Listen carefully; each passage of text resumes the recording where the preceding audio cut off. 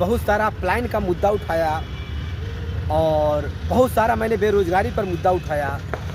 जिस दल में जुड़े हमने उसमें पूरी ईमानदारी मतलब पूरी आत्मा तक तो झोंक दिए कि मैं हर समय प्लान को लेकर कोसता रहा कि करोड़ों लोग हमारा बिहार से भाई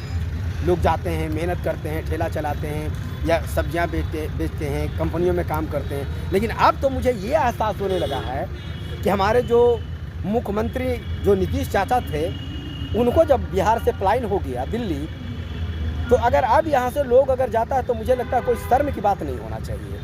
और अब मैं तो पलायन ही कहूँगा ना, कि सोचिए कि यहाँ पे एक सिटिंग चीफ मिनिस्टर जो यहाँ के मुख्यमंत्री पिछले 4 महीना से यहाँ पे अपना कार्यरत थे काम पे, और उनको यहाँ से राज्यसभा भेज देना। आप ऐसे समझ लीजिए कि किसी आप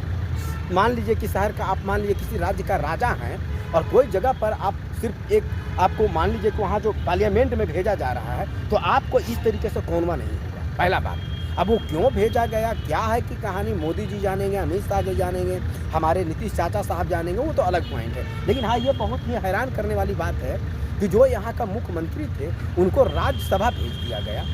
जिनको आप ऐसे समझ लीजिए। अब जैसे हम लोग जब वोटिंग किए थे आज से मान लीजिए कि 4-5 महीना पहले,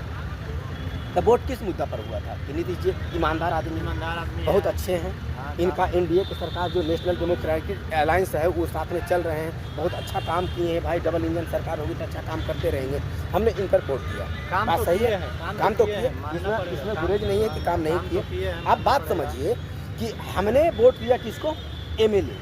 जो विधायक लोग होते हैं, हमने विधायक को जिताया। विधायक का इनको मैंडेटरी मिली, उतना इनका जितना भी होना चाहिए विधायक, मतलब कि आपको 122 सीट होना चाहिए, तब जाकर आप सरकार बना लेते हैं, क्योंकि जितना भी आपको विधायक दल होते हैं ना, उसमें से आधा की आपको जरूरत पड़ती है। आप देखिए जरा कि जिनको मैंने चुना, जिस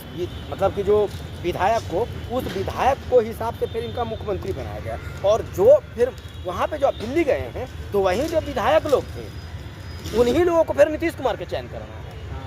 पहले हमने जनता चुने और फिर जनता जो चुन के जो भेजा, उस जनता को एमएलए को फिर वहाँ पे वोटिंग किसको देना पड़ा, वहाँ पे राज्यसभा के लिए नीतीश जी के लिए। ये नीतीश कुमार का जो वहाँ पे अभी जो राज्यसभा भेजने की जो तैयारी हुई, जो अभी 10 तारीख के मेरे ख्याल से शपथ ग्रहण उनका शायद है, और उसके बाद फिर मुख्यमंत्री यहाँ पे नया कोई चयन करना है, जिसमें आप देखना यह होगा कि बीजेपी के कौन आते हैं। ये तो एक कयास लगाया जा रहा है कि भाई मनोज तिवारी को बना दिया जाएगा, कि सम्राट चौधरी को बनाया जाएगा, विजय कुमार सिन्हा जी को बनाया जाएगा, या चिराग पासवान को बनाया जाएगा, किनका बनाया जाएगा ये भी सीढ़ी छोड़ दीजिए। आप देखिए जिनका भी बनाया जाएगा वो अलग मुद्दा